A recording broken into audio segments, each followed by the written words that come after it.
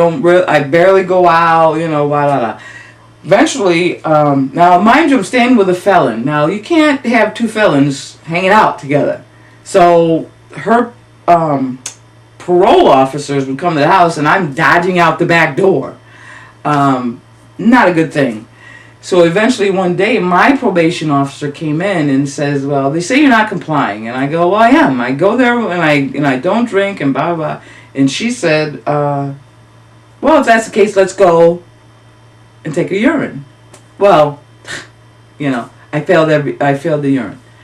And it was at that point that I surrendered. Because prior to that, if I could skip back, it began to get to a point of the self-disgust was so deep.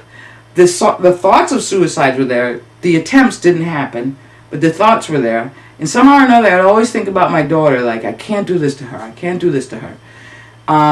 But because I didn't know how to stop, and it was easier to continue than it was to stop, I continued. And when, I don't, how it is when you're coming down, it's a whole nother ball game. The self-disgust is greater, and you hope you can just go to sleep and not think about it. So by the time she gave me the dirty urine, I was ready. And it was at that point that she told me that my urine was dirty, that I let go, and I said, I cannot stay clean. I don't know how to stop drinking, and I don't know how to stop drugging. And she said to me, didn't you realize you could go to jail? And I said to her, it didn't matter. My wanting to get high and my need to get high was more important than thinking about going to jail. That didn't even cross my mind about going to jail. And it was at that point that she, searched for a rehab that was not in our local area, and that's how I got to this area. When she sent me to Conifer Park in Scotia, New York. And it's funny because people from where I'm from don't know how to say Scotia. I didn't know how to say Scotia. I didn't even know what it meant or how to pronounce it. And it was a long 5-hour ride. And it was in February of 1995.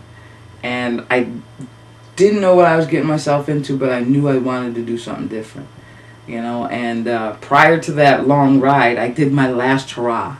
I told everybody, and under the sun, let's party, because I'm going to rehab. When I go to rehab, I'm done. I'm not doing this anymore. I'm not doing this to my kid, and she deserves a better mother than me. And I want to figure out why I keep doing this crap to myself. And from that day to this, it never picked up. Never thought, now it's easier not to even think about picking up. Now it's easier to think about what's the solution.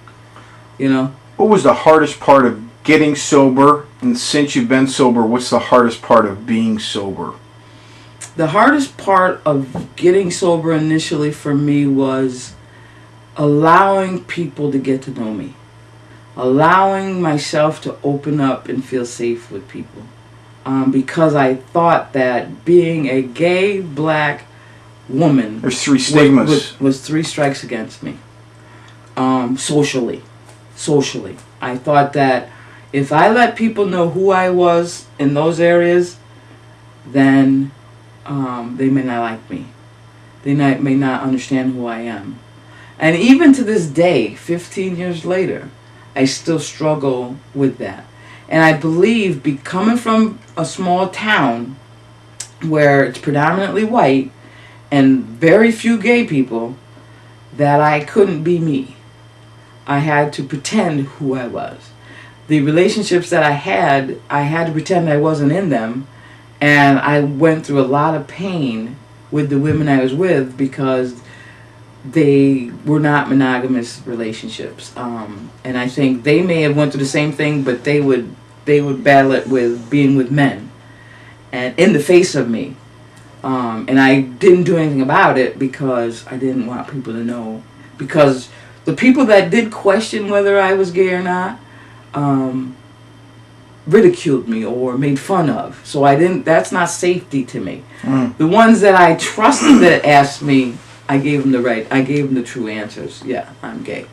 And those are the people that I still are friends with today. But the ones that I knew weren't trying to know other than for gossip or whatever reasons, I hid that, or I tried to. I mean, it's pretty obvious I think, people see you for who you are before you really tell them. But if you don't feel safe, I'm going to pretend. I did pretend. And I pretended for 35 years. Well, I didn't really know I was gay until probably, in hindsight, I could probably say in high school I had likings for different women in high school. But my first relationship was when I was in college. And even then, it was like a hiding thing, pretending that it's not really happening. My parents have never been. I've always had girlfriends, and they've been open to that. Bringing them home and being a part of the family and all of it. So, but that tainted me enough where even now in my recovery, I still don't feel safe enough to be that or bring that forth or have that be, even though it may be known because everybody or the ones that do know, it's still in my mind as one of the harder parts of, and that keeps me sick. So I don't do the work that it helps me to get healthy. But early on when I was in rehab, my old behaviors stuck out like a sore thumb. The attention that I sought, and I got in trouble with a few women. I'm there 30 days. How can you, but I did, because of course, the hormones come back, you're not doing that stuff, and it's hard to follow the rules when you got, I'm gay in a women's unit. And most of the women in the women's unit, there was a lot of them that were questioning their sexuality, probably based on the lives they were living as a addicted person, because we do the things we do when we're in addiction, Women are with women, men are with men. They do what they do because that's our addiction. So a lot of people were questioning, and I, took advantage of that. I can say that honestly today. So those things kept me stuck, and early on, I think I was 2.5 years into my recovery, I shut myself down and stopped going to meetings. I didn't pick up, but I stopped going to meetings. So that stunned my growth.